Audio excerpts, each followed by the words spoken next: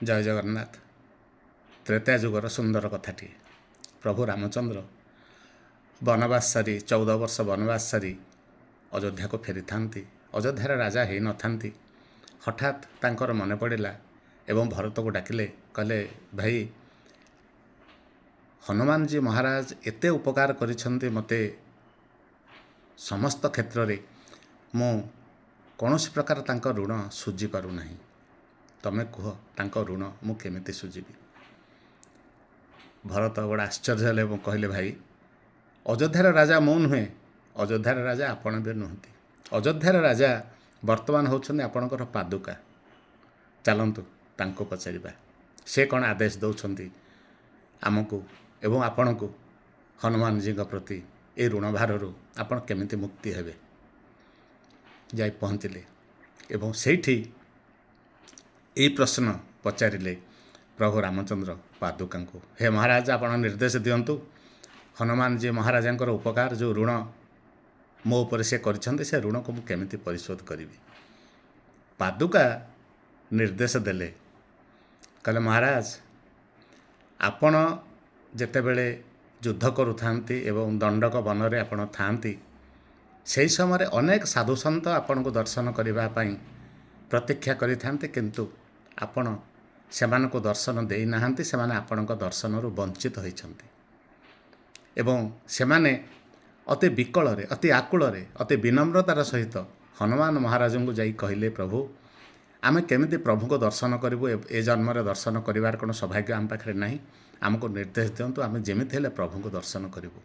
ସେଇଠି ହନୁମାନଜୀ ମହାରାଜ କହିଥିଲେ, ଆପଣ ଦର୍ଶନ କରିବେ, କିନ୍ତୁ ଏ ଜନ୍ମରେ ନୁହେଁ, ଏ ତ୍ରେତୟା ଯୁଗରେ ନୁହେଁ, ଦ୍ୱାପର ଯୁଗ ଆସୁଛି।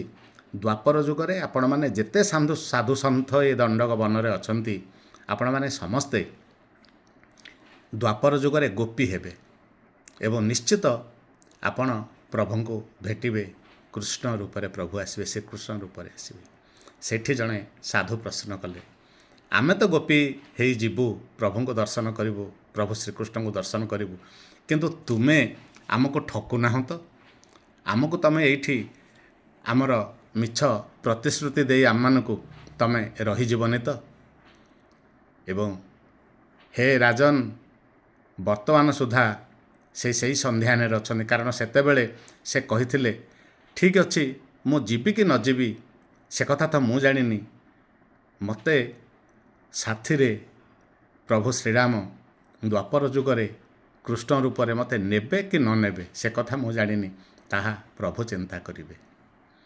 ଏବଂ ଏପର୍ଯ୍ୟନ୍ତ ହନୁମାନଜୀ ମହାରାଜ ସନ୍ଧ୍ୟାନରେ ଅଛନ୍ତି, ପ୍ରଭୁ ସେ ଯିବେ କି ନ ଯିବେ ଆପଣଙ୍କ ସହିତ ଦ୍ୱାପର ଯୁଗରେ।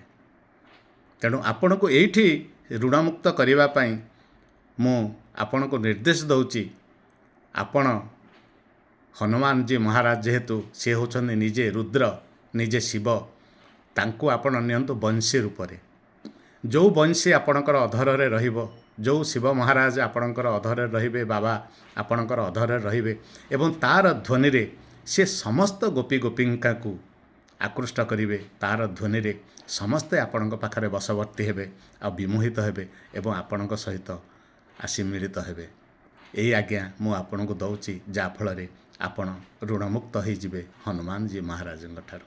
ଜୟ ସିଆରାମ, ଜୟ ଜୟ ରାଧା ମାଧବ, ଜୟ ଜୟ ଜଗନ୍ନାଥ। ନମସ୍କାର।